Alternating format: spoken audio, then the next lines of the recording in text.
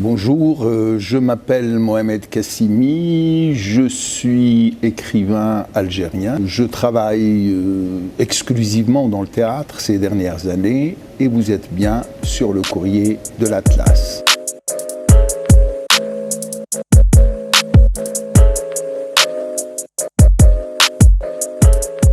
Je pense que le travail d'un auteur consiste parfois à mettre la réalité sous les yeux du public, de montrer du doigt ce que le théâtre classique, ce que le théâtre institutionnel, avec ses Feydeau, avec ses Molière, avec ses Corneille, qui sont de grands auteurs, essaye de ne pas voir. D'où le travail sur la question palestinienne, par exemple, sur la pièce sur la colonisation du Congo, sur l'indépendance de l'Algérie, bientôt sur la dernière pièce qui s'appelle Le rire de Sarah et qui raconte la naissance du monothéisme et quels dégâts ces religions provoquent aujourd'hui à travers le monde, quand elles sont prises au sens littéral du terme, bien sûr.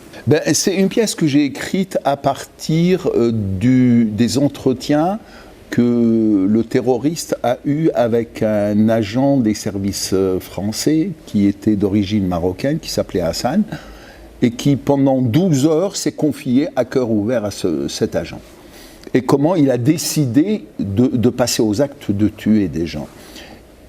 Et l'idée c'était de montrer de l'intérieur le processus ou une sorte de dissection de la pensée des islamistes qui sont en fait des jeunes complètement paumés, des jeunes complètement marginalisés, des jeunes complètement mis hors jeu par la société, et pour qui l'islam vient comme une sorte d'habit de respectabilité à la fin, pour leur délinquance. Donc je tue, mais pour dire que je ne suis pas un criminel, je dirais j'ai tué pour faire plaisir à Dieu. Et la religion vient a posteriori comme une sorte d'habillage symbolique d'un acte de délinquance qu'il faut appeler par son nom. C'est des actes de violence, de nihilisme et de délinquance qui n'ont rien à voir avec la religion elle-même, bien sûr.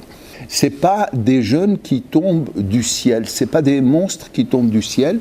Les frères Kouachi sont des enfants du 19e arrondissement, Mera était un enfant de Toulouse. C'est des enfants qui sortent des entrailles de la société française. Ce qui distingue Kateb de sa génération, ce qui le distingue même de la génération d'aujourd'hui, c'était son courage politique, à la fois par rapport au régime en place, à l'époque c'était Boumedienne, et Kateb n'a jamais mâché ses mots face à un régime dictatorial de parti unique, qu'il traitait de tous les noms, jusqu'à ce qu'il soit exilé et interdit de théâtre d'Algérie, et qu'il a eu une position par rapport à la question des femmes, par rapport à la question de la mainmise des religieux sur la société, d'un courage que très rares sont aujourd'hui les écrivains dans le monde arabo-islamique qui pourraient l'avoir.